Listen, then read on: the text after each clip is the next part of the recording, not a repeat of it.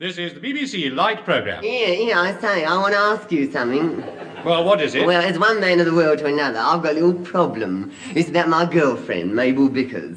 You see, every Tuesday night I go round to her house and we play drafts. Oh, you do you? Yes, but she will keep on putting all the lights out. Oh, I see. Well, what exactly is the problem? Well, do you know where I can get a set of luminous drafts? Really? Hasn't it ever occurred to you that perhaps she doesn't want to play drafts? Oh, yeah, she does. I know that, because when the lights are out, she puts her head on my shoulder and says, "Go on, now it's your move." Look, don't you think that perhaps she might be thinking of something else? Oh, well, yeah, I never thought of that. Oh, all right, I won't take me drafts round next Tuesday. Good. I'll take me Ludo. Well, go on then, announce the programme. Right. Ladies and gentlemen, whatever happens during the next 30 minutes will certainly be beyond our ken. Among those taking part are Game Warden Henry Stamford Montfletchet, Marigold Pug, Humphrey Tinkerton Cox QC, Griselda and her performing pigeons. Is he good enough? You expect me to say, I don't know, don't you? Is he good enough? I don't know. To continue. Brigadier General Chumley Tip, George Soot, and of course Mr. Kenneth Horne, who prefers to remain anonymous. Ladies and gentlemen, Mr. Kenneth Horne.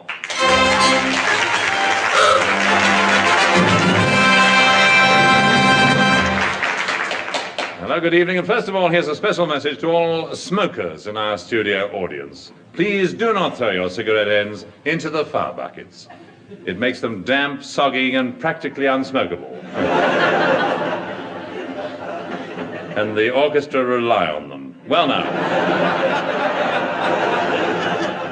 Tonight I was going to talk to you about the uses of cement, but I thought you'd prefer something more concrete. So instead, let me tell you some of the things that happened to me last week. On Monday, I popped into my tailor to be fitted for a new suit. I always go to a chap called Samuel P. Trocious of Savile Row. Very distinctive style, and his work is easily recognized. Only this morning, a chap came up to me and said, "I say, Horne, that suit, it's atrocious." On Tuesday, I bought some modeling clay and a wheel, and I just potted around at home. And then on Wednesday, I had to go up to town by tube. It was terribly crowded, as usual. In fact, it was so crowded, it got to the point where it was fun. Actually, there was a young girl next to me who was getting rather anxious because she'd been separated from her father, who'd been jammed in right at the other end of the carriage. She asked me for help, so I took the situation in hand and shouted at the top of my voice, "Pass father down the car, please."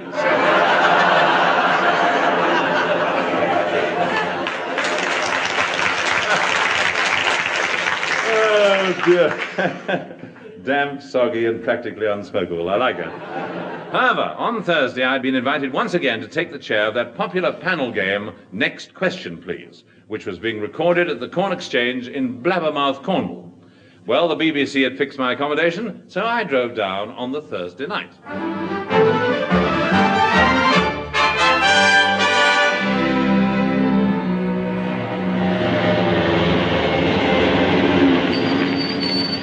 I say, you there, fixing that fence. Tain't a fence, me dear, 'tis a style I'm putting on. For 'tis agony. I see, you're putting on the agony, putting on the style. And why not, 'tis what all the young folks is doing all the while. And as I looks around me, I sometimes... Yes, thank you, Gaffer Donegan. Now then.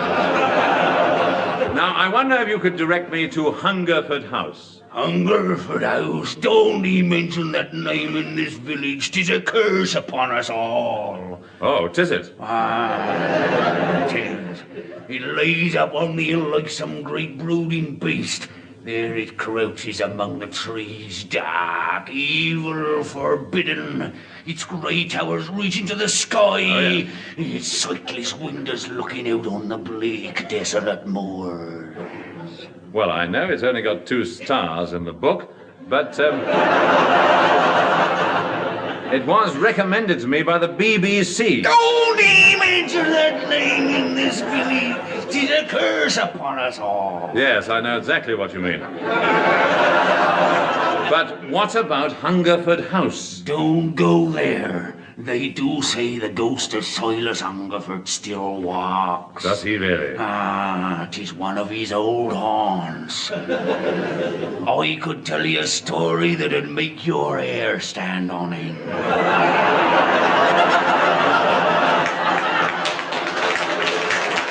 Yeah, I should be most grateful if you could.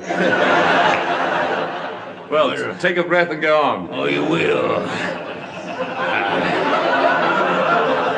Well, 'twas a windy night in 1893.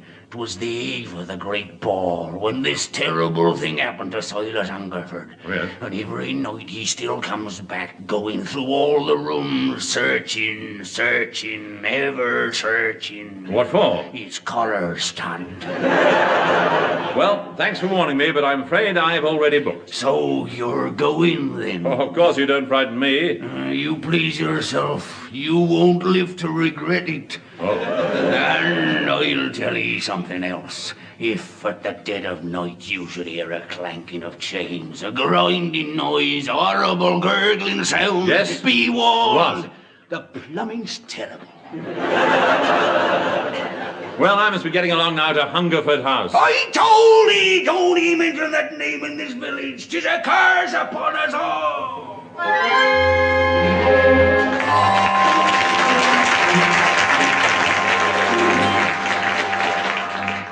He was right, too. It is rather a sinister-looking place. What's this now? Hungerford House, formerly the Station Hotel. Oh. I suppose this massive thing must be the bell. I'll just pull it.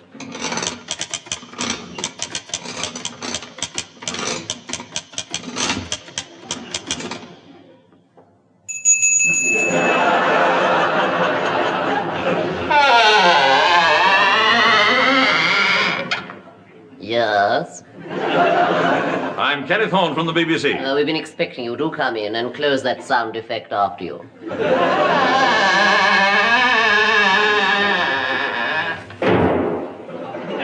Thank you.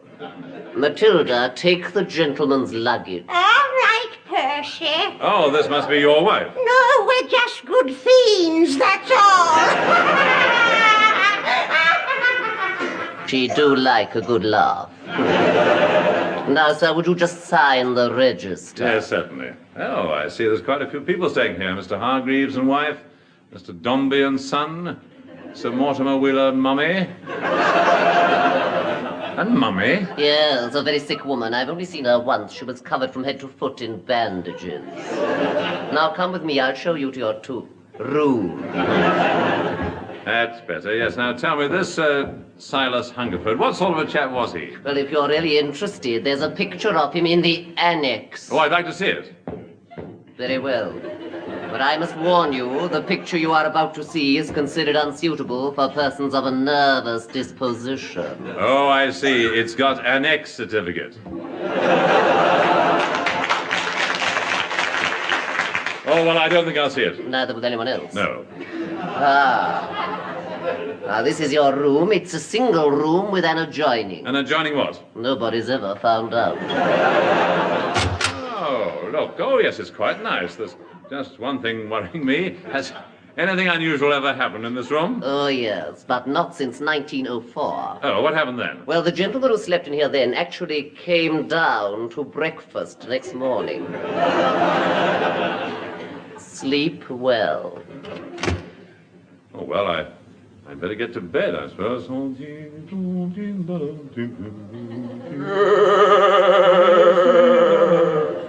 What was that?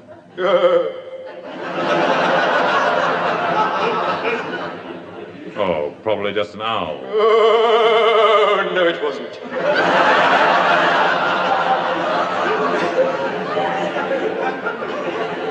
Well, we can all make mistakes. I mean, oh, did somebody say something? No, it's impossible. I'll get on with this unpacking. You? Me? Yes. Pay attention. Oh. I'm speaking to you. Look here, who are you? I am Silas Hungerford. Yes, this is your resident ghost saying hello and welcome to Hungerford House. Yes. I've heard a lot about you. Here, I've got something for you, Alistair.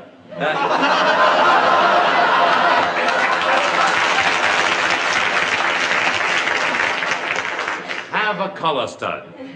Collar stud. At last, my search is ended. Now I can go to the ball. Poor chap. But where is the music? I'd better humour him. I'll switch on the radio. Not this time. Good heavens, it's Pat Lancaster.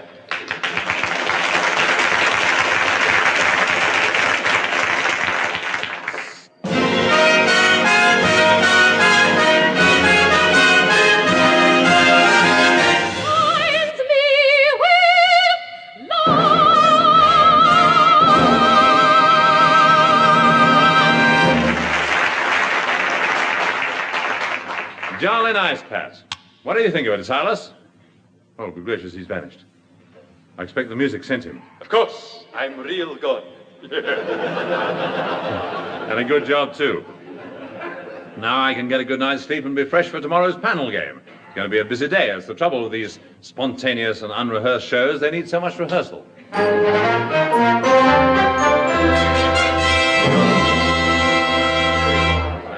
Quiet, please. Quiet, please, everybody. Thank you. This is the BBC from Blabbermouth in Cornwall with another edition of Next Question, Please. Tonight our panel consists of, first at the top of the table, our naval expert, Lieutenant Commander Roger Shallowly, RN retired, author of such books as The Complete History of Naval Warfare, Campaigns of World War II, and 1,000 Things to Make with Matchsticks. Shallowly? Ahoy there! Permission to come aboard. And next to him, charming and talented actress Eunice Gaysmile. Hello. Miss Gaysmile is, of course, an expert on interior decorating and was, until recently, married to Grant Faversham. Well, he just had to go, darling. You see, he clashed with the curtains. Next, we have the well-known countryman and author, Arthur Fallowfield. Arthur. Well, I must say how wonderful it is to be here in Blabbermouth. What a glorious, picturesque little place this is. And I don't mind telling you, I'd be very sorry to leave just as soon as I've done this broadcast. And finally, at the end of the... under the table is our philosopher and poet, Bertrand Bustle. Now, Bustle, what are you doing under the table? I've lost my glasses. They must be here somewhere if I can... Oh, I'm terribly sorry, sir.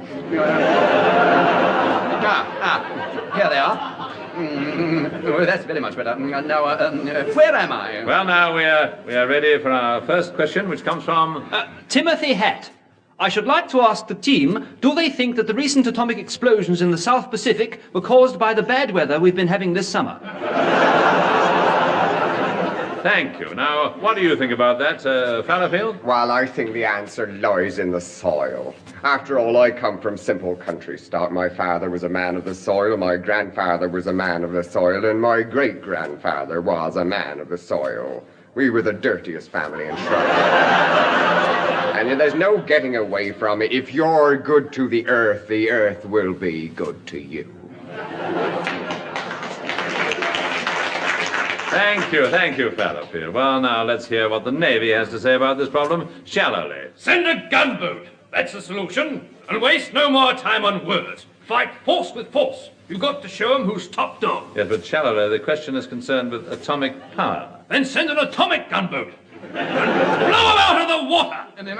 Might I butt in here for just one moment? I would like to say something. Yes, what is it, Bottle? Has anybody got the time? Yes, darling, it's 3:30. Fallowfield? Exactly 3:30. Shallowly? 7 bells. Bottle? I'm with the others. Well, the team has all agreed it's 3:30. Now, the next question, please. Yes. My name is Gladys Rumboat. Well. I would like to ask the team, if you weren't you, who would you like to be? Right, Bustle. Well, it's no good asking me. I don't know. I mean, I haven't the faintest... I remember when I was at Cambridge, I wanted to be somebody, but who it was, goodness only... Well, I suppose we all want to... I don't know, perhaps, Jane Mansfield. Well, that's most interesting, Bustle. Why should you want to be Jane Mansfield? Well, there's no good asking me. I really don't know. Oh, pity. It might have been interesting. Eunice, who would you like to be? Well, really, darling, I've played so many famous women on the stage. I feel I've been all of them. But if I had to be anyone, I think I should choose a Lady Godiva. You know, she seemed to have such poise and charm and such a good publicity angle. Yes, I'd like to be Lady Godiva, sitting up there on that lovely white horse. Shallowly, what would you like to be? I'd like to be that lovely white horse.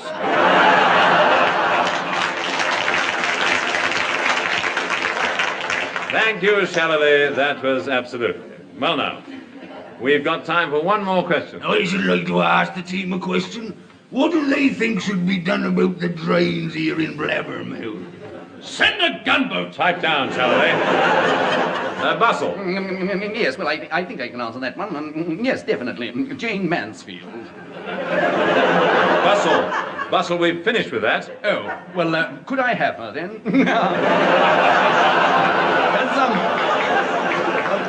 Anybody got the time? Yes, it's time to end this edition of Next Question, Please. Just a minute, you haven't answered my question on drains. Well, I suggest you write to the Archers. The Archers! Don't even mention that name in this village! It is a curse upon us all!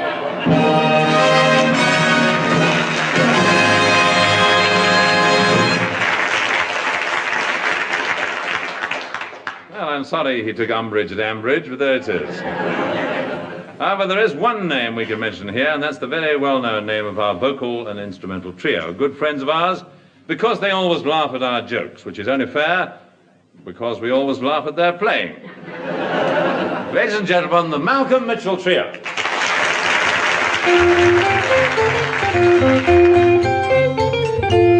Folder-iddle-dee. And so to the Kenneth Horne documentary feature, Hornorama. Yes, each week at this time, Kenneth Horne and his team of investigators bring you a factual report on topics of immediate interest. And tonight we present a close-up on education. Are we really well educated? Not half, we ain't. Well, first of all, we asked a cross-section of teachers their opinion of the educational system. 10% said, It's the finest in the world. 15% said, The educational system in Great Britain is without parallel. and 75% said, Right, bend over. well, let us now ask the man in the street his views on education. How about you, sir? Well, of course, I was fortunate enough to go to public school and university. I see. And do you find that classical education has actually helped you in life? Oh, but of course, yes. Well, in what way? Well, I mean, I'm the only chap at the Labour Exchange who can fill in the form in Latin. Mirabile dictu. And what about you, madam? Well, frankly, I loathed my school. Oh, my. The education was all right, but I objected to the principle of the thing. Well, now let's ask this gentleman. Well, at school, I was voted the boy most likely to. Most likely to what? I don't know, I didn't stay long enough to find out. Still, I'm making up for lost time by these educational correspondence courses. Oh, you're taking lessons by post? That's right. Of course, I play truant now and again. How do you mean? I send the envelopes back empty. Finally, let's ask a VIP from the Ministry of Education. Yes, well, of course, education is absolutely essential. I myself learned a great deal at school, particularly from my old games mistress. Did you really? Yes. Matter of fact, we were expelled together. Yes, she must have been the expelling mistress. Well, now, when one considers the finest in education, one automatically thinks of the great universities. So, for a report, over now to our commentator, Cecil Snape. And I'm standing now in the cloisters of one of our most famous universities. I think the first thing that strikes the visitor at Oxford is the beautiful architecture. Looking up, I can see a magnificent Gothic spire, on the top of which there's an... Oh. I think it must be an example of early Roman pottery.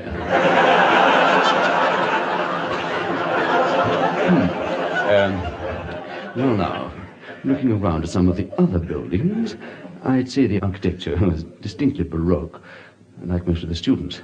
I just spotted a group of young students strolling across the quadrangle. Perhaps I can get them to say a few words. Excuse me, gentlemen, I'm from the BBC. Now, what do you think of it here at Oxford? What? Get his bags off. Get him in the river. Chuck him in the river. In with him, Jack.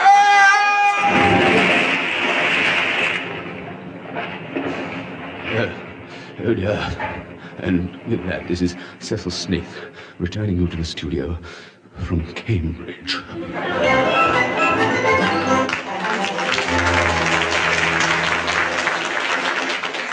For the less fortunate, an excellent education can be got at the secondary modern schools. Let's eavesdrop on a couple of typical schoolboys at such a school. Here, Smith.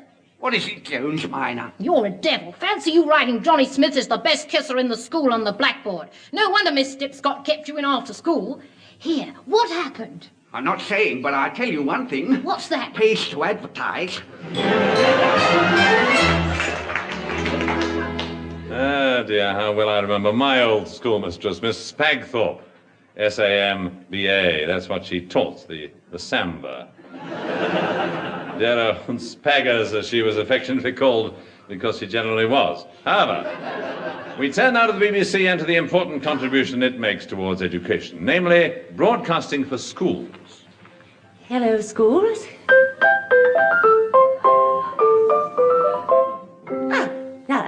Now, this morning, children, we are going to pretend we're in a fairy glade.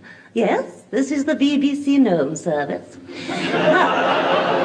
Now, you're all little elves, pixies, and mushrooms, and we're all going to dance round the poplar tree. Oh, dear, we're very, very happy, because it is the most popular tree in the forest. Now, all together, with the music, and 1 and 2 and hop and skip and now there's a mushroom not trying. And skip and jump and right leg up and left leg up. Now pick yourselves up and round once more and stop. There. Now, dears, wasn't that fun? Well, that's all for today. But Auntie Quagmire will be back tomorrow, yes, when we'll be doing another happy little dance called Slaughter on 10th Avenue.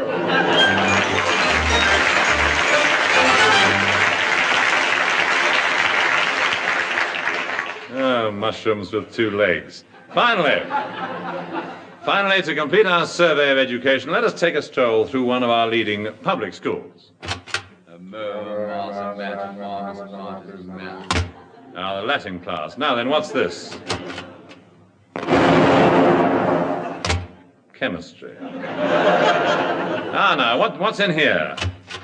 Here, Fred, did I tell you the one about the 2 old birds who was...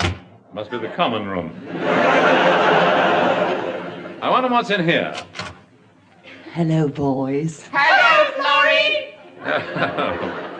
Florrie at Eton. Well, I think we've just got time for one more call. Let's try here. Hello, Stinky. Hello, Droopy Drawers.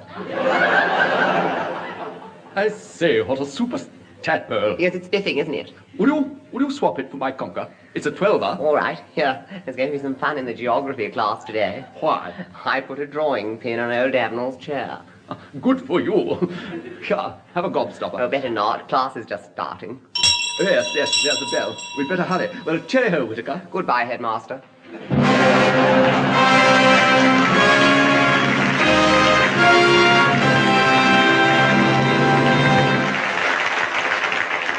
Well, there you are. This is Kenneth Horne saying goodbye for now and leaving you with this thought. If there really is a tie between father and son, who wears it? Good night.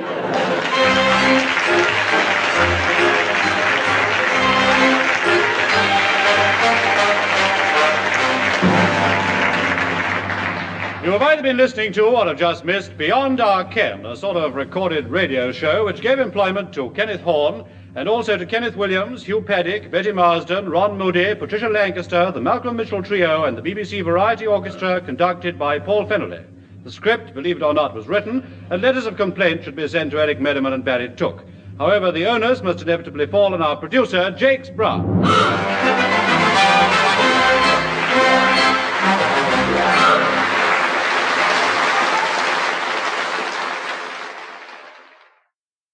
This is the BBC Light programme. Yeah, I say, yeah. Happy birthday. Oh, thank you. It's awfully good of you to remember. Yeah, how old are you? I don't like to say. Oh, go on, whispering. Your secret is safe with me. All right, what's the matter? Oh, 32. Oh. Oh, go on, how old are you? 32. No, don't muck about. How old are you? I told you 3 times 32. Oh, that's more like it. 3 times. Yes, 96. Anyway, I bought you a present. Oh, how kind. Oh, it's nothing much. Just something to slip on the bathroom. It's a bar of soap. Just what I've always wanted. And that's not all. Here's some more. A flannel and a plastic duck and this. Why, it's a loofah. But there's only half of it here. Well, half a loofah's better than nothing at all. Anyway, now you've got everything, you can go and get cleaned up. What about the programme? Yeah, you better clean that up as well, especially that joke I don't feel absolutely disgusting, you know.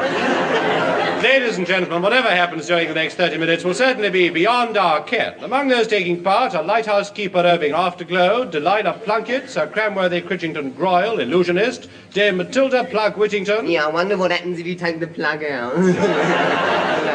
To continue, Ada Camp, Satchmurmur Travers, and of course Mr. Kenneth Horne, who prefers to remain anonymous. Ladies and gentlemen, Kenneth Horne.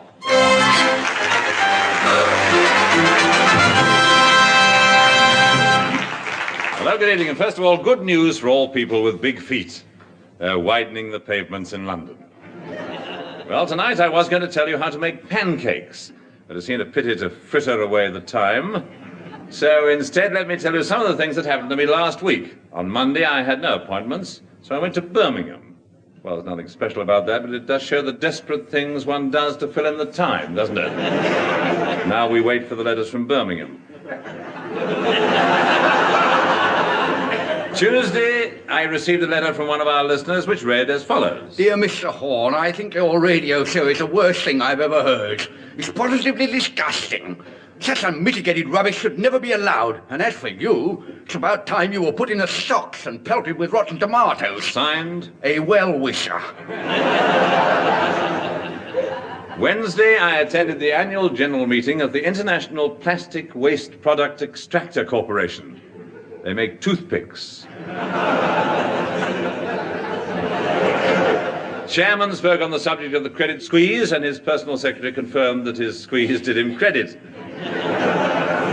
The minutes of the last meeting took hours, and everyone on the board was. Eventually, at 1:30, the meeting dissolved in a glass of sherry. On Thursday, I was going out to buy some more bed linen, but it was coming down in sheets, so I decided to stay at home and browse through my library.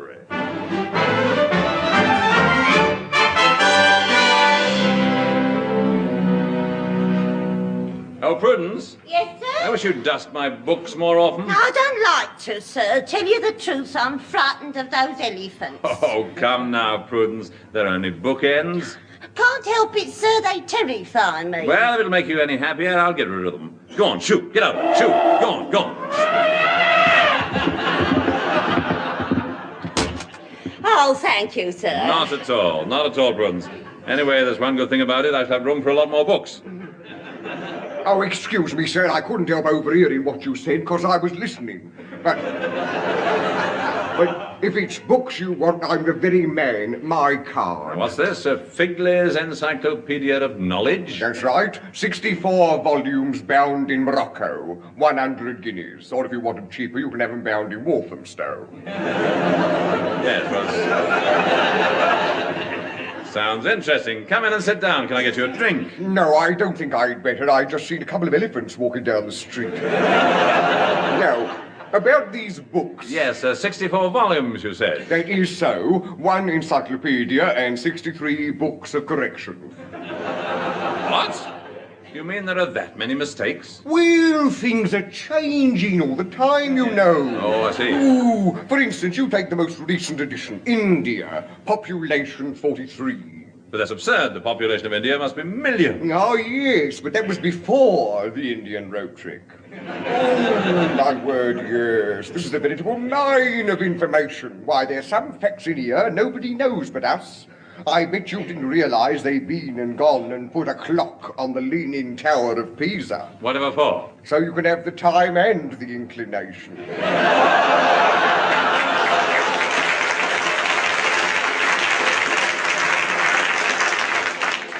Now then, sir, let's take a page at random. Oh, thank you.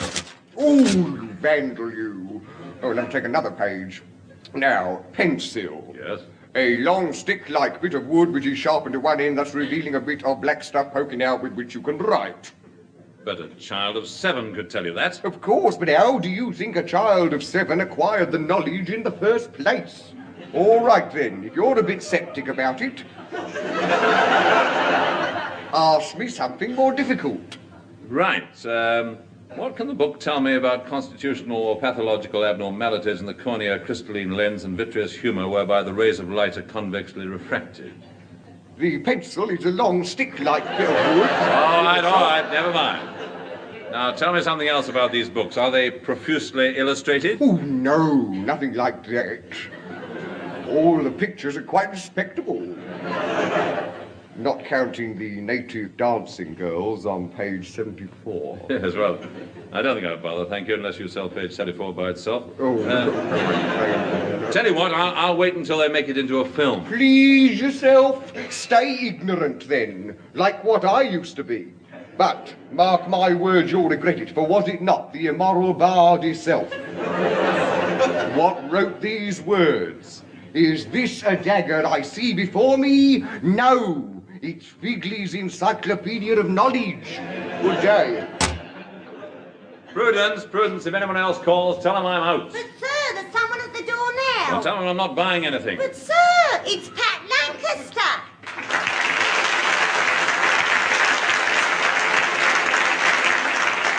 Well, I'll buy that all right. Come in, Pat. And hello, good heavens, what are you doing with all those books? I just ran into a man outside who sold them to me. Pat, you shouldn't have done it. I couldn't help it, Ken. It's just that my resistance is low. Well, there's a well-integrated cue for song if I ever heard one. Sing, Pat.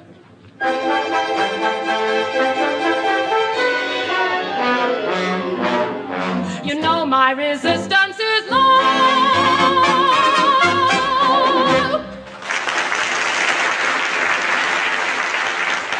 Jolly nice, Pat. Now tell me, what are you going to do with the books? Well, I suppose I'd better start a library. Well, let me give you a tip. The easiest and cheapest method of buying books is to join the Book Lovers Association. Oh, yes, they send you a book a month, don't they? That's right. Of course, you have to take what they send you, but they do pick their titles very carefully. So far this year, I've had Eternal Springs My Heart by Ruby M. Dell, The Banjo Made Easy by Ethel Wheeler Ayres, and 1001 Ways of Making Blancmange by request. But I'm looking forward to reading this month's. Now, here it is. It's the long-awaited war experiences of Field Marshal Viscount Arthur Frogmore. And he's given it a very catchy title. Oh, what's it called? The long-awaited war experiences of Field Marshal Viscount Arthur Frogmore. Well, if you will excuse me, Pat, I'm dying to get into it. First, let's read some of the comments on the book jacket. This is the sort of book that once you put it down, you will never want to pick it up again. Frogmore was an unusual soldier, but his great battles had one thing in common. He lost them all. Other books by the same author include I Was a Naffy Counter Spy, With Gun and Dog Through Hampton Court Maze, and a gripping tale of life inside the War Office called The Passing of the Third Floor Buck.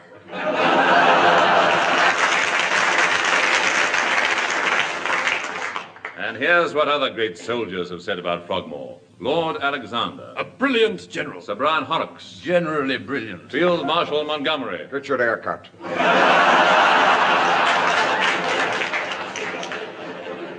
Now then, let's get on with the book. Chapter 1. My early experiences in India. Up the Khyber without a pass.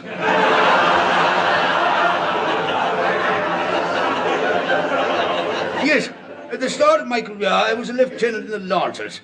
I was quite happy until one day the colonel sent for me. That day he really gave me the pip. Congratulations, Captain. I'm sure you will be very happy in India. India? You can't send me to India. What about all the bloodshed, the gunfire, the fighting? Besides, there's another reason. What's that? It's so humid. Good heavens, man. Where's all your get up and go? He got up and went. So I went to India. In India, promotion came quickly, and before long I became colonel of the regiment. I was a devil with the men. Off duty, it was quite a different story. I was a devil with the women. However, for 5 years, I led the regiment up and down the length of India, and then one fateful, ghastly day...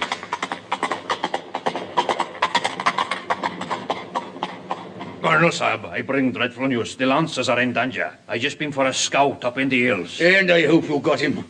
I can't stand those dashed silly pointed hats. You don't understand, Sahib. The hill tribes are planning to revolt this afternoon. Good heavens, I thought they cut out their midweek mutinies. No, sir, they're heading this way thirsting for blood and revenge. Well, I'm afraid we've only got tea and bangers left. It's you they're after, Colonel. They've sworn not to rest until they've completely wiped out your regiment. They'll never succeed. It'll take them years to learn how to do the Lancers. Here they come. Look, sir, there's 50 of them to one of us. 50 to 1? Let me see now. 50 into 1 will go, 1 into 50... Gad, we're outnumbered! It's madness for you to stay here, Sahib. Sound the retreat. Have you taken leave of your senses? In this regiment, there's no such bugle call as the retreat. Then what are we going to do? Leave it to me. Bugler, sound the advance backwards.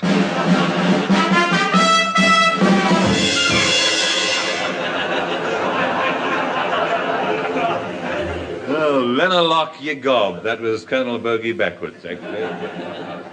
Now then, Chapter 2.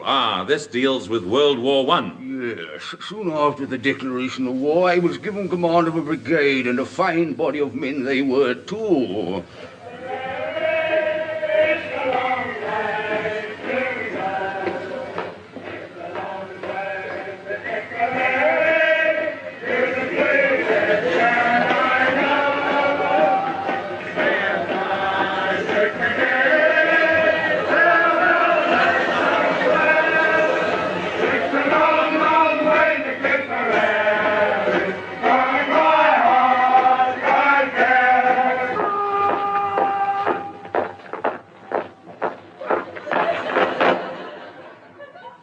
Top of the morning to you and welcome to Tipperary.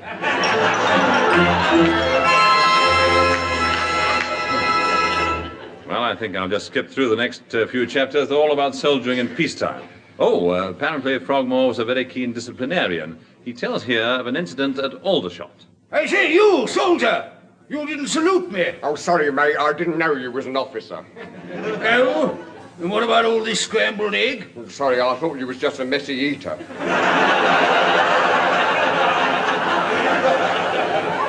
Now I must read this chapter. World War II.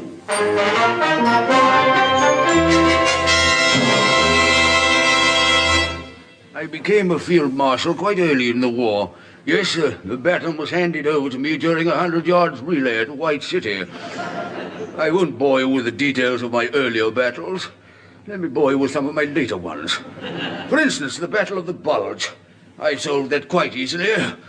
I wore corsets. But of course, as everyone knows, some of my best work was done in the Western Desert.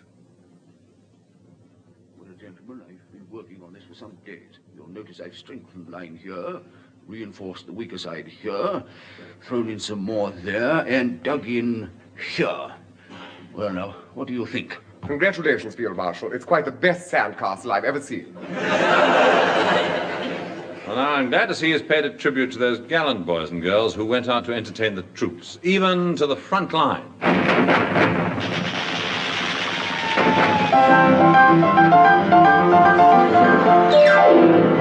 Hello, lads. Well, it's nice and back at the front. Oh, what I'm cracking them tonight. Yes.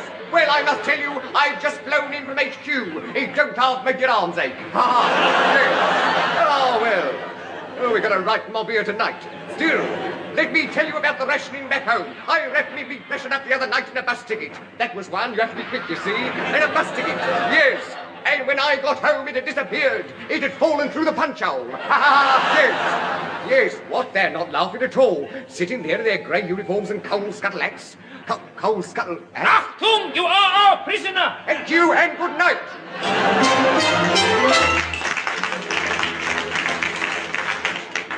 Finally, Burma.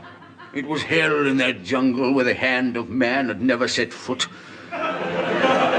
One night I was leading my men without maps, without compasses, without radio, hopelessly lost. We struggled on, hacking our way through the dense, overgrown palm trees, and at last we came to a clearing. Stealthily, we pushed the palms aside.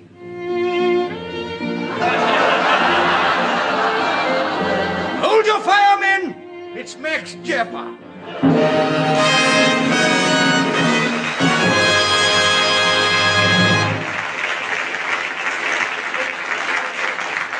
Well, that's the book of the month, which just goes to show what a terrible month it's been, doesn't it? By the way, the publishers have asked me to mention that the name of Field Marshal Viscount Frogmore was fictitious. Of course, it'll be obvious to all that it did in fact refer to the very famous Field Marshal Viscount George Simcox. However, it's time now to welcome to our show our new vocal and instrumental group, so let's roll out the red carpet for the Fraser Hayes Four.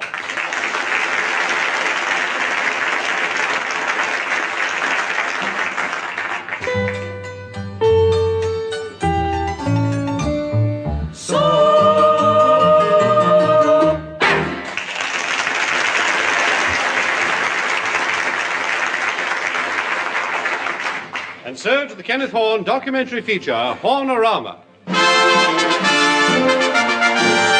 Yes, each week at this time, Kenneth Horne and his team of investigators bring you a factual report on topics of immediate interest. And tonight we present a close-up on smoking. Are we a nation of chain smokers? Or do we still prefer cigarettes? First, let us get some opinions on the subject from a cross-section of the public. Now, how about you, madam? Well, quite honestly, I've been reading so much lately on the ill effects of smoking that I've decided to give up reading. Well, now, sir, what about you? Well, I used to be a very heavy smoker, but I managed to give it up. It's quite simple, really. I mean, every time I fancied a cigarette, I just put a fruit drop in my mouth. A fruit drop. Well, now, I see, and now you've stopped smoking entirely. Oh, yeah. The trouble is I've become a chain sucker. Well, now, I see, now here's another gentleman. Sir, what do you think about the problem of smoking? Well, I think the answer is to smoke herbs. Oh, really? Yes. Works out cheaper than smoking your own.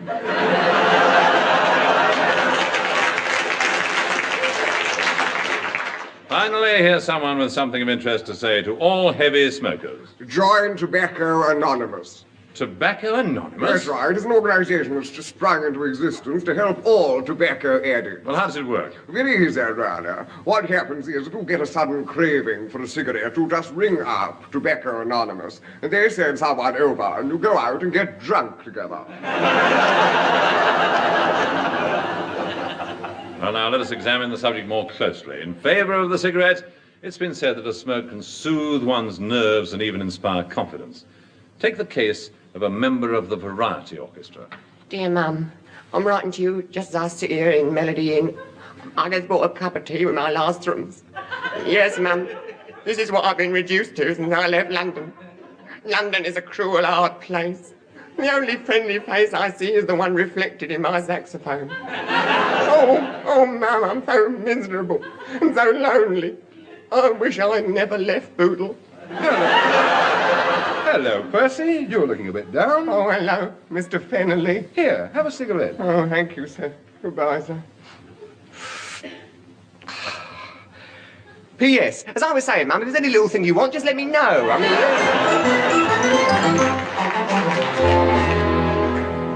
Well, it's true that today, more than ever, tobacco manufacturers have to sell their cigarettes, and many of them have now started offering such inducements as gift coupons.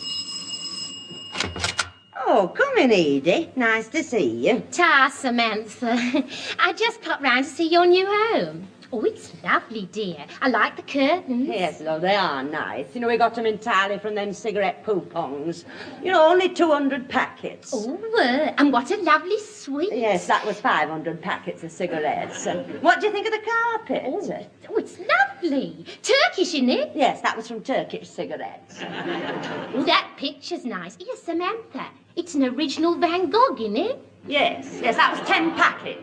Well, I must say, dear, you've got a really lovely home. Burton, you must be ever so proud of it. And when you come to think of it, what a nice, easy way to furnish your house. Oh, no, it hasn't been easy. No, it's been quite a struggle. How do you mean? We don't smoke.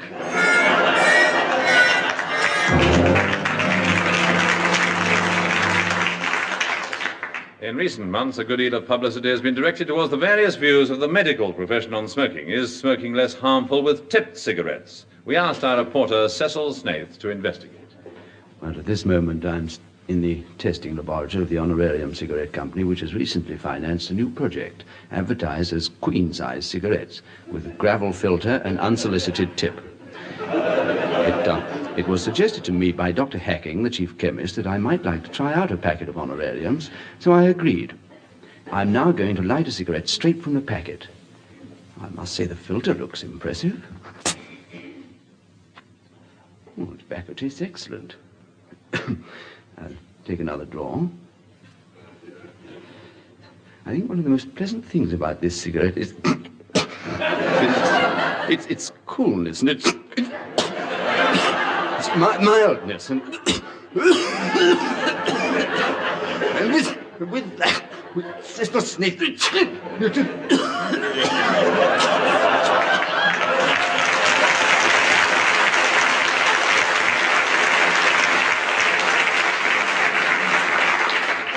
So much for filter cigarettes. However, in the rugged man's world, pipes reign supreme, and wherever men gather, you can be sure the talk will turn to collector's items and recent acquisitions. Hello, Rodney. Hello, Charles. What a lovely set of pipes. They are rather splendid, aren't they? You must be terribly proud. Tell me, Rodney, where did you get them? It was sheer luck. I spotted them in a shop in the Charing Cross Road, and they were ever so cheap. Really? They look very expensive. Such exquisite carving. Rodney? Yeah. Would it be asking too much for you to let me? Oh, but of course, Charles. I know what pleasure pipes give you. Help yourself. Thank you, Rodney.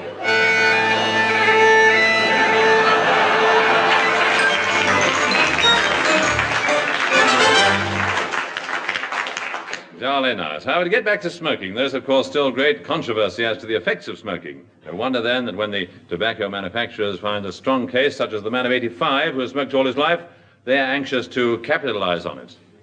Ambrose? Yes, Felicity. Wanted on the telephone. Oh. It's some people called the Tobacco Manufacturers Association. Oh, I wonder what they want. Hello? Yes? Hello? Is that Mr. Stipley? Yes. Oh, good. Tell me, I believe that you are 85 years of age. Yeah, that's right, yeah. And is it also true that you attribute your good health to regular smoking? Yes. Probably that accounts for your wife's longevity, too. You leave my wife's morals out of this. Dirty lot. No, you misunderstand, sir. You misunderstand. We're frightfully interested in you, and we'd like to offer you £500 to come and do a publicity film for us. £500? £500. Oh, we can't have meant it, Felicity. All we want is for you to say that you're 85 and you've smoked regularly all your life. Oh, all right, I'll do it. Splendid. By the way, it's not important, but what do you smoke? Haddocks.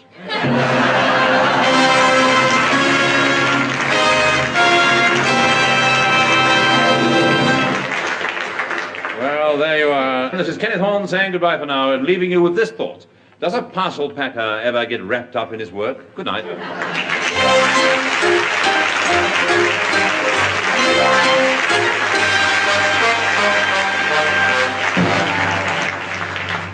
You have either been listening to or have just missed Beyond Our Ken, a sort of recorded radio show which gave employment to Kenneth Horne and also to Kenneth Williams, Hugh Paddick, Betty Marsden, Ron Moody, Patricia Lancaster, the Fraser Hayes Four, and the BBC Variety Orchestra conducted by Paul Fennelly. The script, believe it or not, was written, and letters of complaint should be sent to Eric Merriman and Barry Took.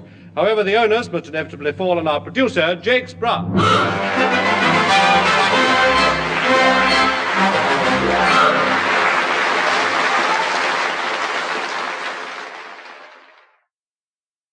This is the BBC Light programme. That's the voice of what I've been searching for. And Lord, you've got it. Oh, have I? Yes, with the right coaching, you could be another Wallace Greenslade. Oh, you... You don't mean it. I do. I've been watching you all the time. I could see your real ambition was to be an actor. However did you guess? It wasn't easy, but you implied it, you see. You implied it in subtle little ways, you know, like coming on every week dressed as Hamlet. I didn't realise anybody noticed. Well, I did, and you shall be rewarded. I've written a little play for us, just for us. Very nice. And I've made full use of your particular talents. Here's the script. Shall I set the scene? No, you needn't bother. I've done all that in the opening dialogue, but we could do with a bit of wind. Oh, allow me. Yeah. Oh, what a terrible night this is. Oh, I wish I'd never bought this big old country house on the edge of Dartmoor, where the convicts are always escaping and breaking in for food and clothes in the dead of night. And who knows, one might be at large this very minute.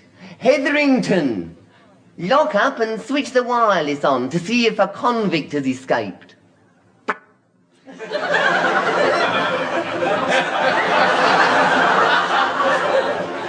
Thank you, Hetherington. I want the news. This is the BBC... Marvellous! Thank you. I'm deeply touched by the way in which you have received me. On behalf of my fellow players and myself... Oh, come off, it's a Lawrence. Go on, announce the programme. Very well. And now, ladies and gentlemen, by way of a complete contrast, may I offer you Beyond Our Ken. Among those taking part are petrol pump attendant Arthur Winsley Dyer, Mirabelle Tip, Uncle Roger's Banjo Octet, Lady Elizabeth Bottletop... Oh, I know her. She's a corker. To continue, Enid Barton Chapel, Edie Bardo, and, of course, Mr. Kenneth Horne, who prefers to remain anonymous. Ladies and gentlemen, Kenneth Horne!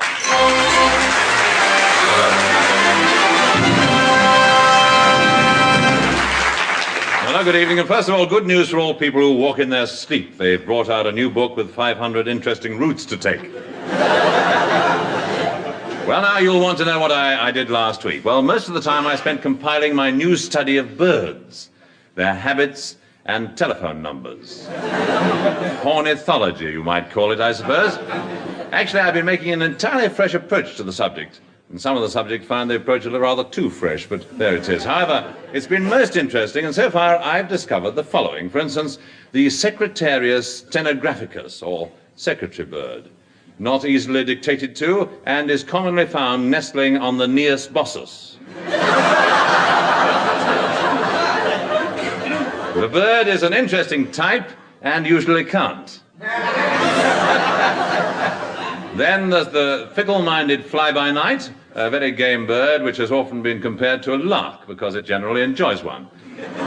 Naturally a somewhat flighty creature who never settles and is in the habit of flying around with any tomtit or sparrow. Sometimes known as the telephone bird, as she is often called. Next we come to the slightly spotted horse-tailed teenager. They're usually observed in groups or skipples, perching on the stool of a coffee bar. Mostly, however, you can spot them hovering around a jukebox where they collect in record numbers, like LP 10868. Finally, there's the greater crested gold digger or lolly bird. Dangerous type to pursue. The coat is invariably fur, the plumage is definitely gay, and the bill is bound to be over £10. Well, those are just a few examples, but should you wish to learn any more, why not pop along to the Horn Bird Sanctuary, or, as it's often called, my flat. Mind you, I did have one outside engagement last week, and that was on Thursday evening, when I was invited by the East Dulwich Friends of the Pen Club to dinner at the Café Regal. It's a group of quite undistinguished writers and artists who gather regularly for food and conversation, sort of chat and chips. And I arrived at the Café Regal in good time.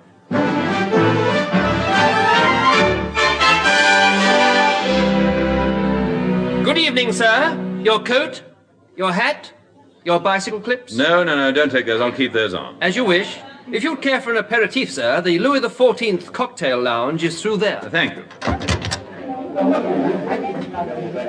Righto, Fred. 2 17s and a double 4 will do you nicely.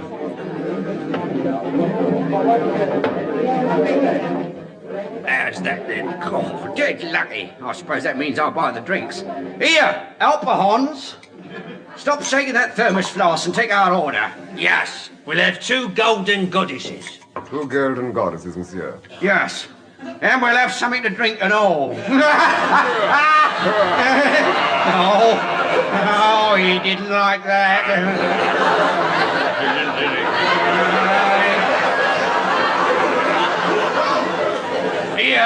Here, Norman, try one of these. What are they? Little black grapes stuck on a matchstick. Look, I don't wish to interfere, but they're olives. Oh, thanks, mate. Here, Norm, have one of Olive's little black grapes.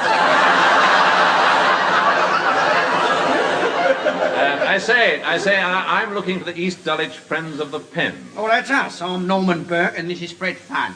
Oh, I don't believe I've heard of you. Oh, perhaps not. We write together under an assumed name. Oh, what's that? Bon vivant. Yeah, we writes about grub, sort of specialised stuff for connoisseurs.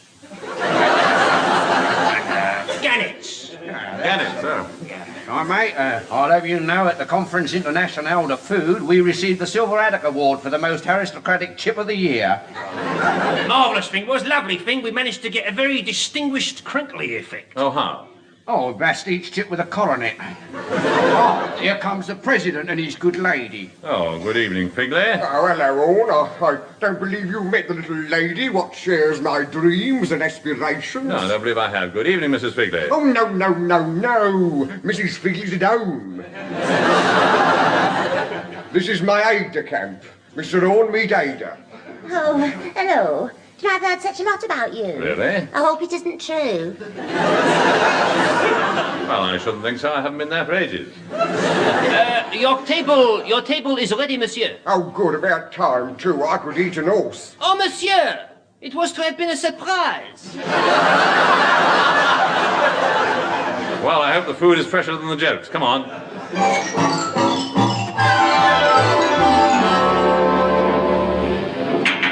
Splendid meal. The crepe Suzette was excellent, I thought. I didn't. In fact, I wish I'd never had one of those flaming pancakes. Now then, liqueur, Ada? Yes, I'd like a cherry brandy. Terribly sorry, madame, we have no sherry brandy. Oh, well, bring me an ordinary brandy and stick a cherry in it. Now then, Norman, how about you? Creme de menthe? Depends what month it is. October. Oh, all right, then I'll have a double. And now, ladies and gentlemen, may I have absolute quiet, please? Hello, what's up? Oh, don't panic. It's only a customer who's just got his bill. And now here once again in cabaret is our charming lady of song. Good heavens, it's... Pat Lancaster.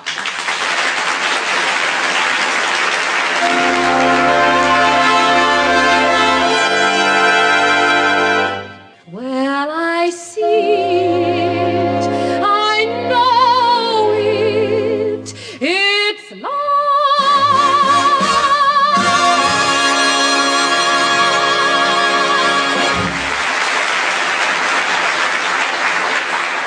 Jolly nice, Pat. I say, come and join us. May I introduce you to the East Dulwich Friends of the Pen? Oh, you're sheep farmers. Oh, no. Don't let our bohemian attire fool you. We're writers and artists. Here, Arthur, how's your poetry coming along? Oh, are you a poet? Well, in all humility, I think I might say I'm one of the greatest living versifiers of our time. Read him a bit of verse. Oh, no.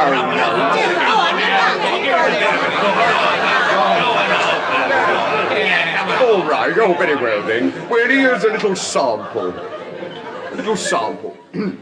We were having a booze up on Monday. The drinks came fast and furious. I was soon 'neath the table, not drunk, just awfully curious.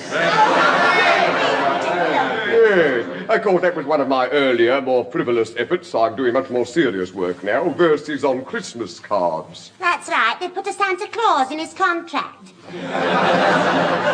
Well, this this is all very interesting, but tell me, why do you choose the Café Regal for your meetings? Well, Mrs. the historic associations the place has. Why, do you realise that for over 60 years great literary figures have met here? That's right, Pat. In fact, Oscar Wilde and his circle probably sat at this very table. Fancy that. I wonder what they talked about. Well, I don't know, but I imagine it must have been gay, witty, and stimulating conversation. I wish I could have been there.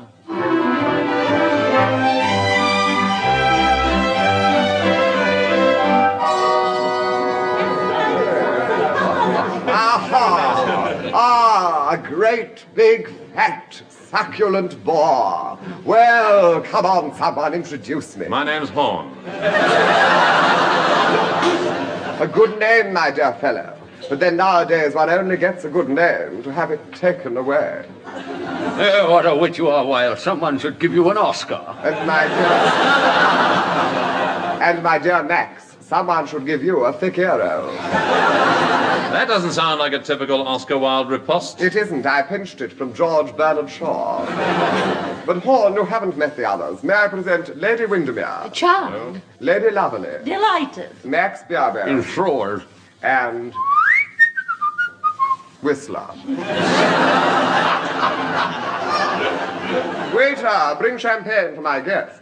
Do you not agree, my dear Horne, that a conversation without wine is like a woman without love, incomplete? What was that, Wilde? An epigram, my dear fellow. Oh, well, in that case, scroogle. What was that? An anagram, my dear fellow. Oh, touché. Whistler, my dear chap, belt up. Take no notice, Horne is such a common fellow. To give you an idea, he's the sort of fellow who calls a napkin a serviette. So do I. And you'll see just the sort of fellow he is. Ah, the champagne. Ah, oui, monsieur, the champagne, the wine of the gods, and a god amongst wines. I say, can I use that? Certainly, sir, I have finished with it. Would you care to taste the wine? 1872. August. Yeah, the 14th. 2:30. Yes, very good waiter, that'll do. Now then, champagne, Lady Windermere. Oh, just a little. Lady Lovely. Thank you. Say when? After the next drink.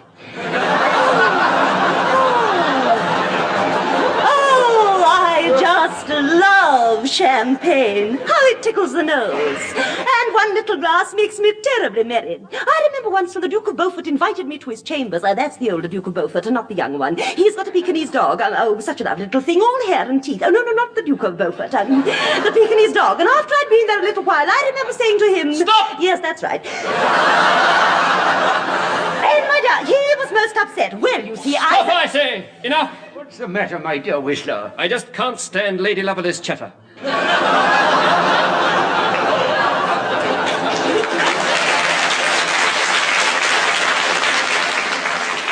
I must go. Someone call me a cab. Handsome?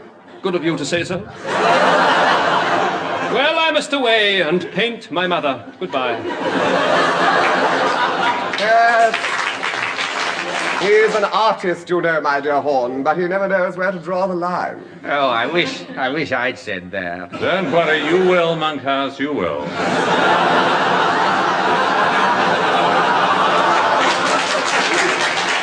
What delicious champagne this is, but surely should we not drink it from a lady's slipper? Lady Windermere? Well, it's no good looking at me. I'm wearing open-toed shoes. Oh, pity, we don't want to waste any.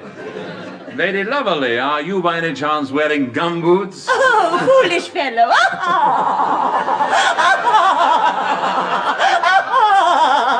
Yes, I am.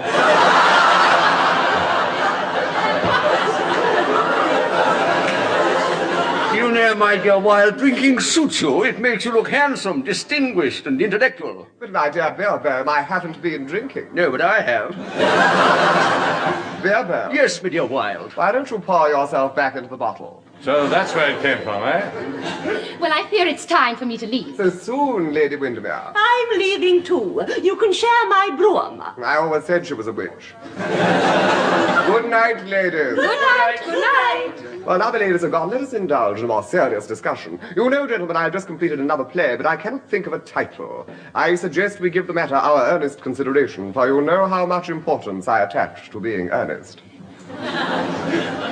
How about the importance of being earnest? That's no title for a wild play. Beerbohm. Beerbohm, that's a good title. Oh, Max, don't be so vain. Now, gentlemen, think hard. What can I call my play? Excuse me, sir, but I think you are sitting on Lady Windermere's fan. That's it! That's what I've been searching for. That's the title of my new play. And thus was born the immortal play by Oscar Wilde called, excuse me, sir, but I think you're sitting on Lady Windermere's fan.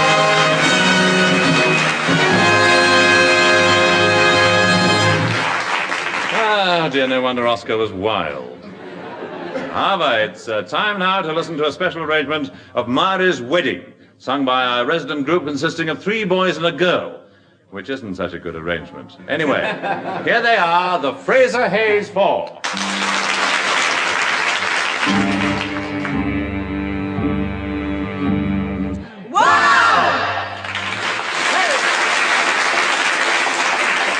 And so to the Kenneth Horne documentary feature, Hornorama.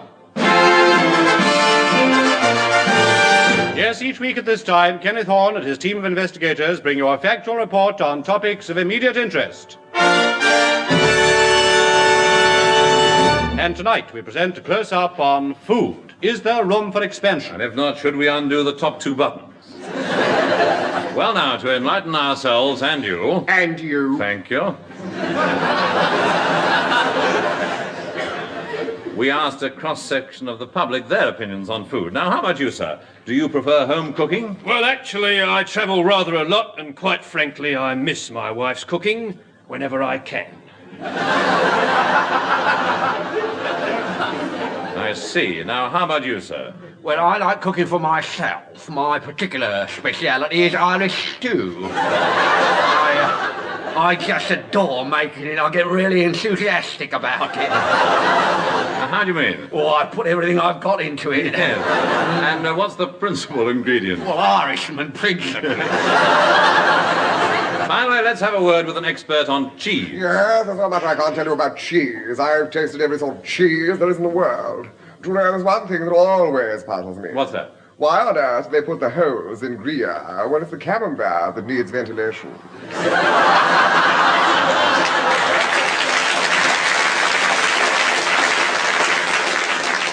We'll probably never know, shall we? However, let's now turn our attention to those people who are constantly experimenting to find new succulent dishes to delight the gastronome. And by the way, in case anyone who doesn't know what a gastronome is, it is, of course, a device to help you keep time when you're learning to play the piano.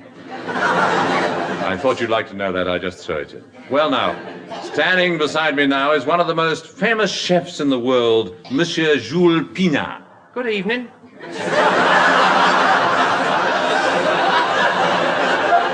Well, now, Monsieur Pinat, what's cooking? Oh, all sorts of things. I found a marvellous new way of preparing turkey that will tickle anyone's palate. What's the secret? I'll leave the feathers on. Oh, yes. I'm always searching for something new to offer the customer, and recently I've devised a new way of serving fish. Oh, that's interesting. What do you do? Well, first you take some flat fish, then you prepare a very light frothy batter, rather like a pancake mixture. Dip each fish in the mixture and fry quickly. Pour some brandy over it, light it, and when the smoke clears, there they are. Yes, well, it sounds most appetizing. What do you call them? Crepe soles.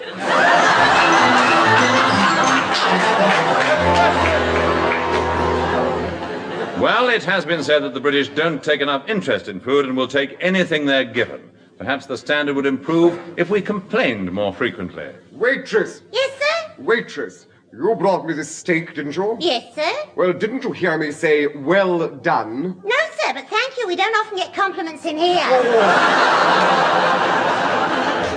And then again, there are those who say you can't get a good meal in this country. Is this really true? Well, we sent Cecil Snaith to investigate.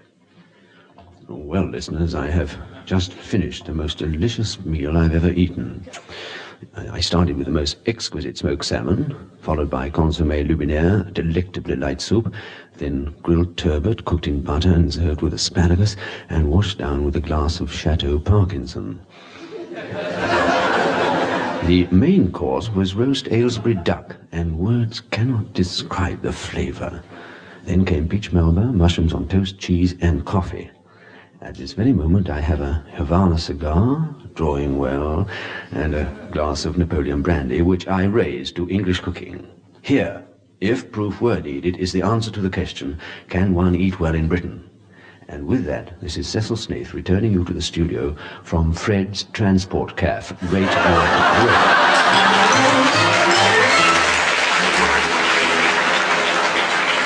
Well, no survey of food would be complete without a report on the source of Britain's food supply, our well-kept, thriving farms. Finally, then, let us visit a typical farm somewhere in the west of England. Now, the first question I want to ask is, do you think there is sufficient home-killed lamb, beef, and pork?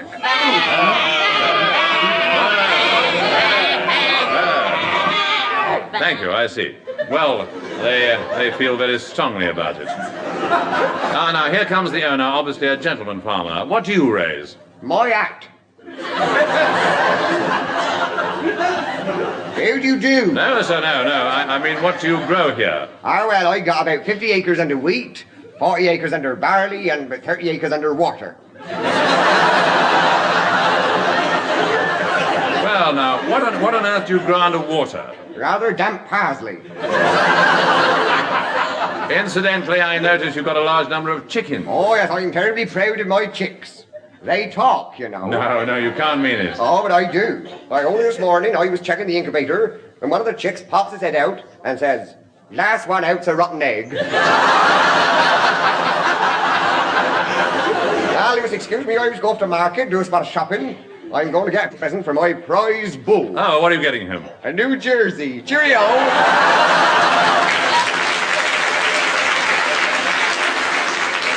Now, here comes a rather attractive young lady. Now, excuse me, miss, what do you do on the farm? I'm farm secretary. I do all the sort of paperwork appertaining to his herd of cows. Oh, I see, you're a sort of short-horn typist. Well, now, how do you like life on the farm? Oh, I just adore it. I mean, it's so exhilarating to wake up in the morning and find the sun peeping through your window. Yes, I'm sure it is. He's such a nice chap. You know, and then in my spare time, I'm doing the choreography for the village concert. Oh, tell me something about that. We've got about 20 of the village girls, and I'm teaching them a Hawaiian dance. Oh, grass skirts, eh? Actually, no. We're using bunches of corn and barley, you see. They tie those round their waists, and after that it's quite simple. How do you mean? They just rotate the crops.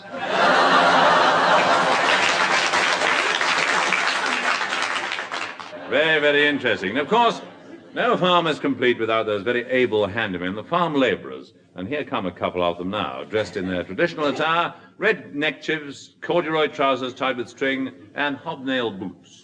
Hello, Rodney. Hello, Charles.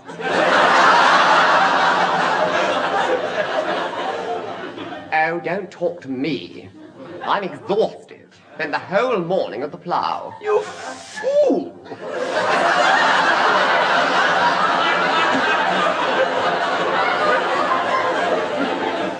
Mad fool, I said the pig and whistle.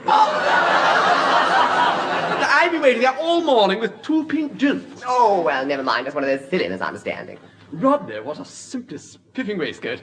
It's not real moleskin, is it? Of course not. You can't get the mold. But Charles, you haven't said anything about my new hat. I was just going to, Rodney. It's terribly you.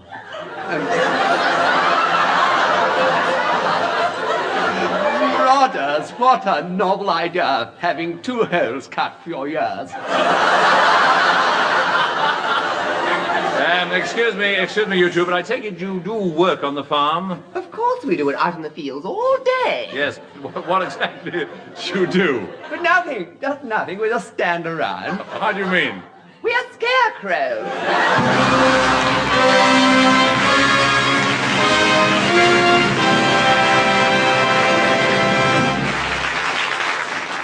Well, there you are. This is Kenneth Horne saying goodbye for now and leaving you with this thought, which is for all men.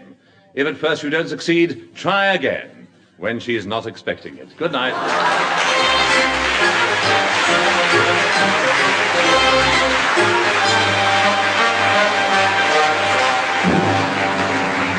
You have either been listening to or have just missed Beyond Our Ken, a sort of recorded radio show which gave employment to Kenneth Horne and also to Kenneth Williams, Hugh Paddick, Betty Marsden, Ron Moody, Patricia Lancaster, the Fraser Hayes Four and the BBC Revue Orchestra, conducted by Paul Feneley. The script, believe it or not, was written, and letters of complaint should be sent to Eric Merriman and Barry Took. However, the onus must inevitably fall on our producer, Charles Maxwell.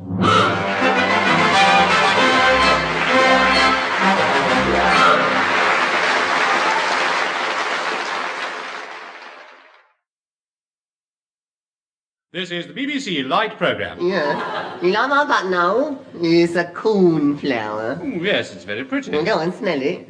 I hope it's not one of those flowers that squirts water. Oh, no, it couldn't be. No! It is. How could you? That's the oldest joke in the world. Well, I told you, it's a cornflower. Oh, you make me see red. Do you think I'm green or something? Honestly, I'm purple with rage. We've seen you in your true colours, haven't we? Now, don't be like that. I've said some pretty despicable things to you in the past week, but let's forgive and forget. Oh, good. All right, yes. All right, if you're prepared to forget, then I'll forgive you. Oh, all right. I'm willing to pretend the whole thing never happened. It was just an ugly nightmare. Oh, good. Well, let's shake on it. Very well. My hand. Ow! Oh! That's my electrical handshake. What a shocking trick. Never mind. Go on, announce the current programme. Courage, Smith. Ladies and gentlemen, whatever happens during the next 30 minutes can't be worse than this. Among those taking part are Lobelia Fidgewarren, Count Upton Standish, Crazy Horse and his performing pawnees, Thorley Thim, Lady Lucy Knitting Needles. Oh, I know her, smashing pair of pins. To continue, Campion Charnley, Sonia Yetzofar, and of course Mr. Kenneth Horne, who prefers to remain anonymous. Ladies and gentlemen, Kenneth Horne.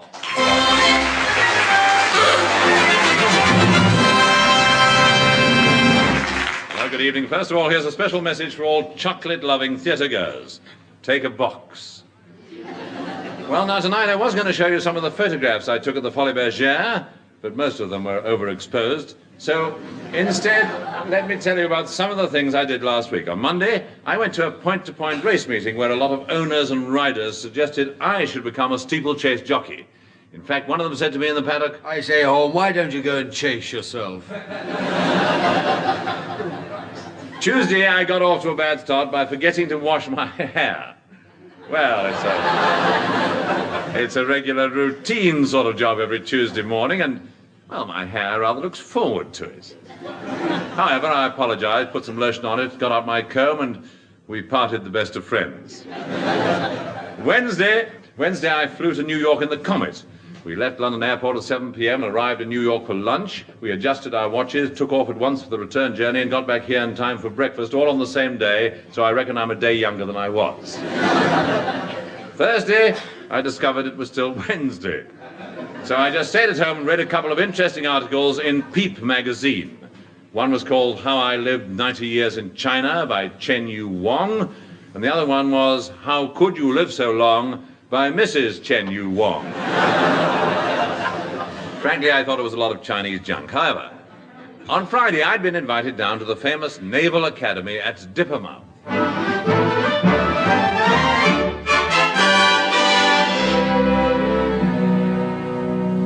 I must say I was very flattered because when I arrived, they greeted me with a 21-gun salute.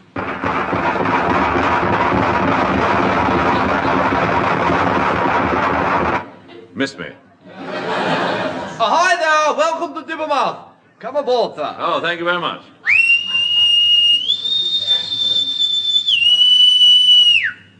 Now, sir, just a moment, there's Wren Officer Mansfield. Permission to come aboard. Yeah, permission granted.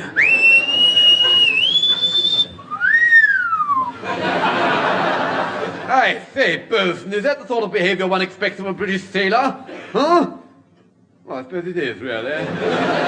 Okay, on, Bosun. Not here, man! Now, sir, let me show you around the establishment. Shall we go forward? Oh, good idea. Better than going backward, eh? Ah, here's the Admiral just coming in with his yacht. Morning, sir. Have a good sail. No! Blasted ponds bunged up with weeds. Who's this? He's from the BBC, sir. BBC, eh? You're not Richard Dimbleby, are you? No. I bet you're pleased about that, eh? I'm Kenneth Horne. Abandon ship! Sir! Oh, sir, we invited Mr. Horne down to visit the training school. Huh? So we did, yes. Fine place, Dippermouth. We teach these young lads everything a good sailor should know. Simple, basic facts. Like what? Never give her your right name. Well, make yourself at home. I've got to steam off now. Tell me, I presume he's a regular. Oh, yes, he's a regular. Been in the Navy all his life. Started as a rear admiral and worked his way round to the front. Between you and me, though, he's terribly dim. Really? Oh, yes. In fact, sir, he's so dim even the officers notice it. Now, this is our first port of call. In here, sir. Excuse me, sir. I think I'm getting a pong. Oh, good, sir. Ah, I know what that is. Submarine detection. Yes, that's right, sir. Only we call it our ping-pong room. Yes. Oh, this looks interesting. Frogman School. Principal, Chief Petty Officer Arthur Figley. Come in, sir. Now, lads, before you take the plunge, you must have the regulation equipment. Pair of goggles, self-contained breathing apparatus with all mod comms, earplugs, 2 of them flipping things on your feet, and most important of all, a bathing costume. After all, you know you might meet. Excuse me, lads, new recruit. Another one for the tank, sir? No, Figley, this is a VIP. Oh, is he? Looks more like an NIT to me. Oh, well, sir. Well, sir. What can I tell you of this strange and fascinating world beneath the waves? Well, what's it really like down there? Well, of course, a bit on the damp side. Of course. I see. And what sort of things do you do under the water? Well, actually, that's the word on which I failed my commission.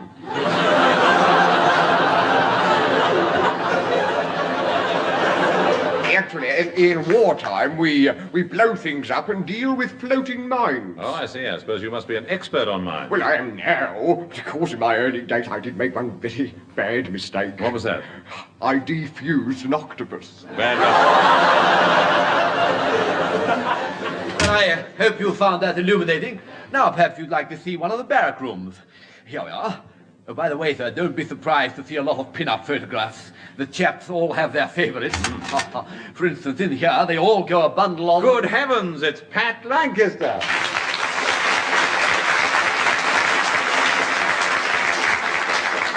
Hello, Ken. Pat, what on earth are you doing here with all these men?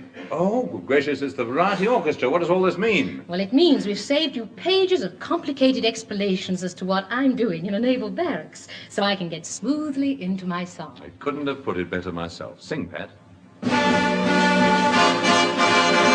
Is a tramp!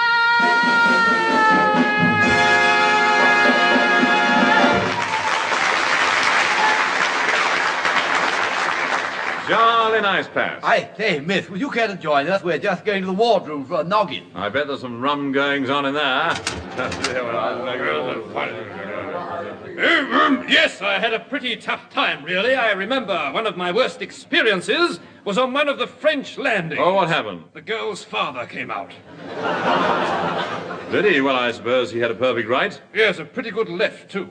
I say, Horne, have you met Wren Officer Mansfield? She's our PT instructor. Oh, gym teacher, that sort of thing. Oh, no, Jim didn't teach him that sort of thing. Oh, hello, Mr. Horne. How nice to see a fresh face. One gets so tired of beards all the time. Oh, I don't know. It rather suits you.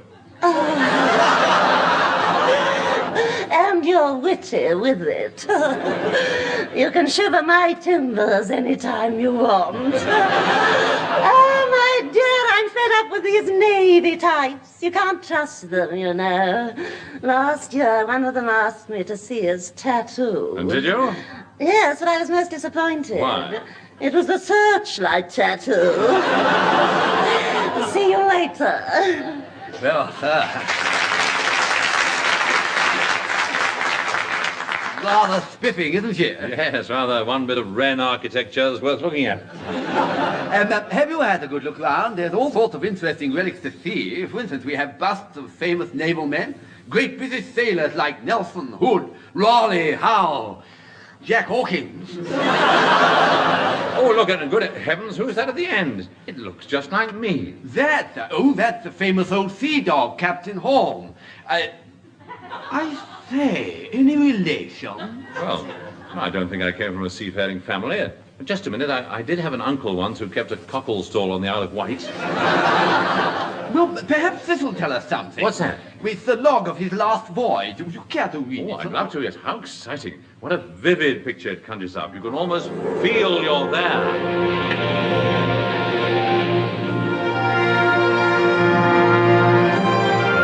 First day out, fair wind. Second day. First mate.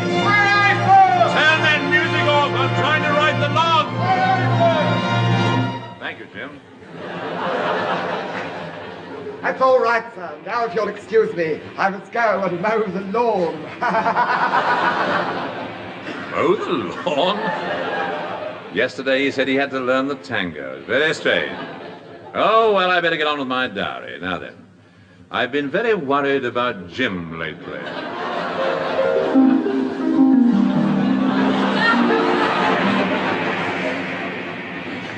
Sir, there'll be a storm brewing up. How can you tell? My corn be paying me something chronic. Not nearly as much as this corn is paining me.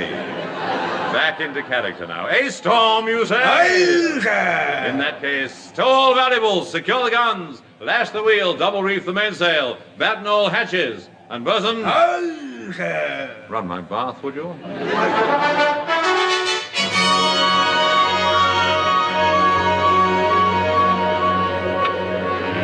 10th day out, bosun washed overboard. 11th day out, third mate washed overboard. 12th day out, all crew washed overboard. Aye, sir, that young overboard's a filthy little devil. Happen I bring news, there's a French ship off the port bow. How can you be sure? They're flying a postcard. Here, see for yourself.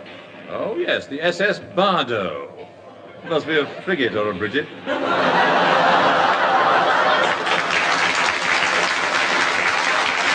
Get in closer. I've been wanting to come to grips with her for a long time. Get me a sword. I've nothing to fight with. But, sir, what was that cutlass I saw you with last night? That was no cutlass. That was my knife. I don't wish to know that. Now then, kindly leave the poop. As you would wish to find her. All right. We're gaining on her. Stand by to board.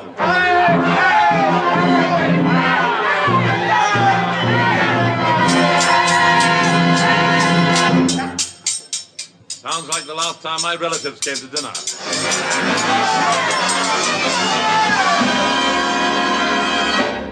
Well, Jim, another great battle we fought together. Aye, sir. One of our toughest. Aye, sir. The men were magnificent. Aye, sir. We lost, didn't we? Aye, sir. Oh, the ignominy of it. Beaten by the notorious woman pirate Fifi Kid. Oh, well, I'm ready to walk the plank. That will not be necessary. I have other plans for us. Oh. Well, in that case, Jim, Aye, sir. make the last entry in the log. Today was captured by Captain Fifi Kid. For the record, she is tall, blonde, 38, 24, 36, and extremely, well, able-bodied. Have you got that? Aye, sir. My regrets to the Admiralty for letting down the British Navy, but before I go into captivity with Fifi, I have one last request to make. What's that, sir? Not a word to Bessie about it.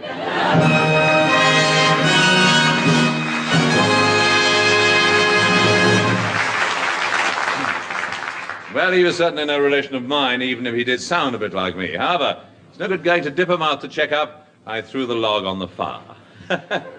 Oh, dear, the fire roared. Now then, as we're in naval mood this week, let's lower the gangplank and welcome aboard our resident singing crew who have just hoisted a signal reading down by the station. Presumably a naval station of some sort. So stand by for a musical broadside from the jolly Fraser Hayes Four.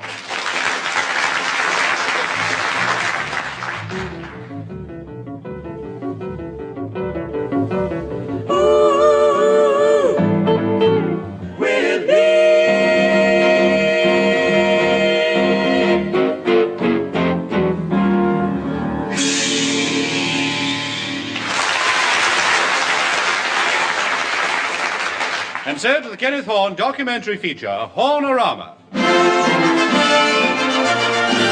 Yes, each week at this time, Kenneth Horne and his team of investigators bring you a factual report on topics of immediate interest.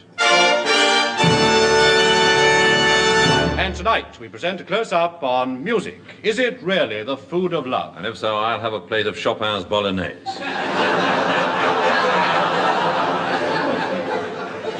Well, now, it's a vast subject, music, so here first are just a few notes.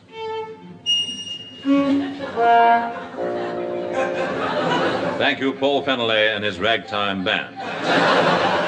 Judging by their clothes, that is. However, let us now talk to some leading musicians. You, sir, what instrument do you play? Well, I started with a saxophone.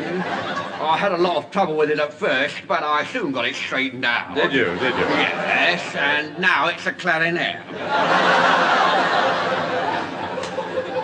Very interesting. I believe there are actually two kinds of clarinet. Yes, that's right. One is played in A flat, which rather disturbs the neighbours. And the other is B flat and generally sounds so.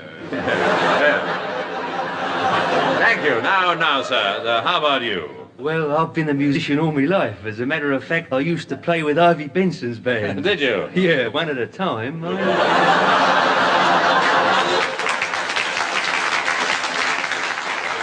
Now let's have a word with Miss Marjorie Hockflitch, who leads a palm court trio in Bournemouth. That is correct. Alto sax doubling on scythe.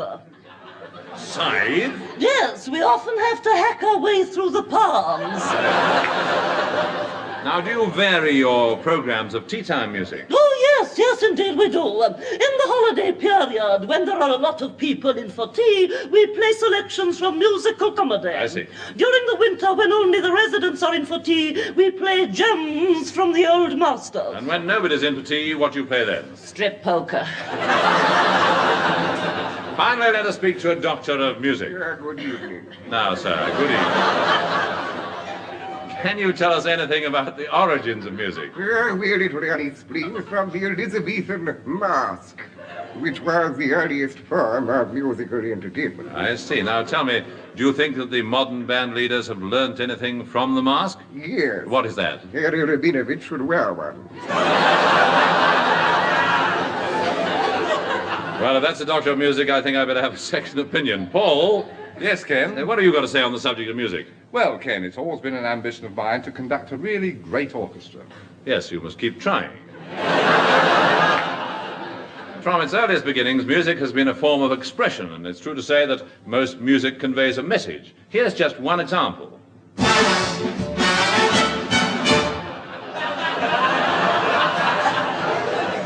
Yes, the message in that is obvious. Don't miss the bridge on the River Kwai. Yes, music takes many forms. Yeah, sorry. Yeah. What's this?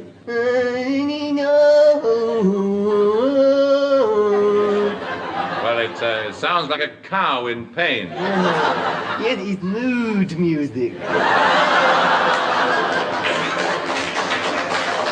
Now then, to continue, apart from the listening pleasure of music, it also has practical uses. For instance, in the days of the Vikings, it served as a warning of approaching danger.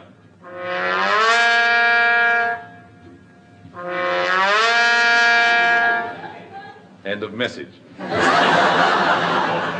But, of course, the main purpose of music is to entertain. Whether your tastes be classical or modern, is the gulf between the two really so big? I wonder, for instance, what Beethoven and Bach would have had to say about some of our present-day music.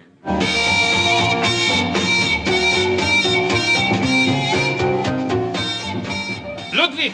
Yeah, Johann? Listen, they are playing our tune.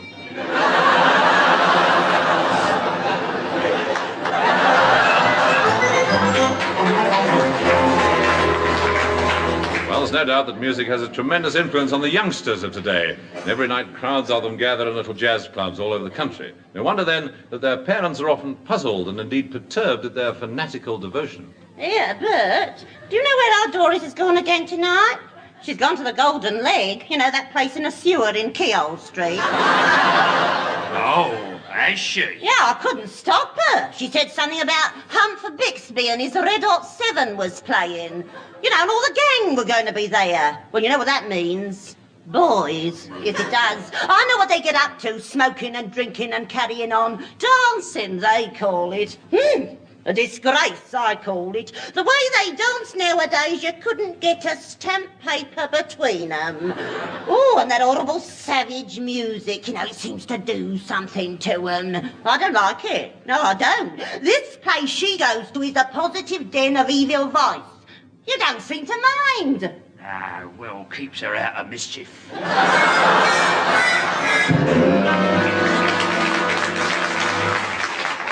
On the other hand, there are those who are roused by the sterling music of a military band, particularly on ceremonial occasions. So over now to our reporter, Cecil Snape.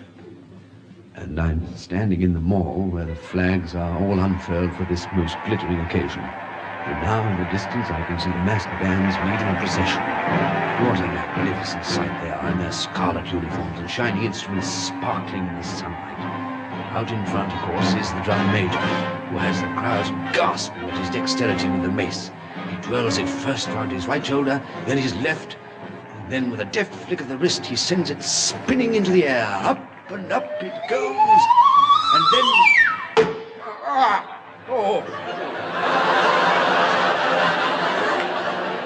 And with that, this is Bandmaster Perkins returning you to the studio.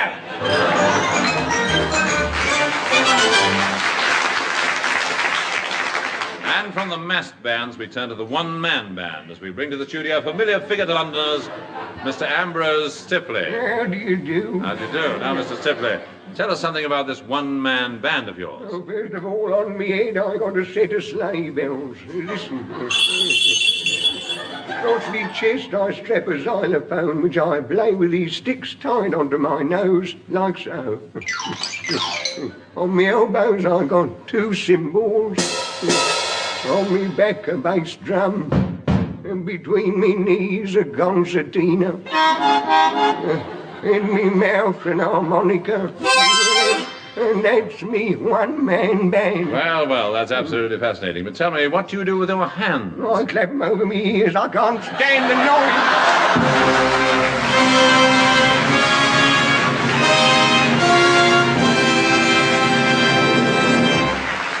Well, there you are. This is Kenneth Horne saying goodbye for now and leaving you with this thought. Would 7 days running make 1 week? Good night.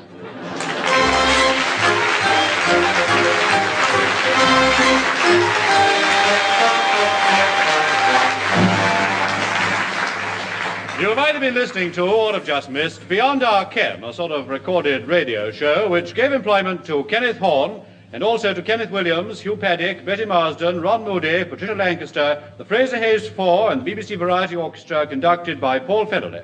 The script, believe it or not, was written, and letters of complaint should be sent to Eric Merriman and Barry Took.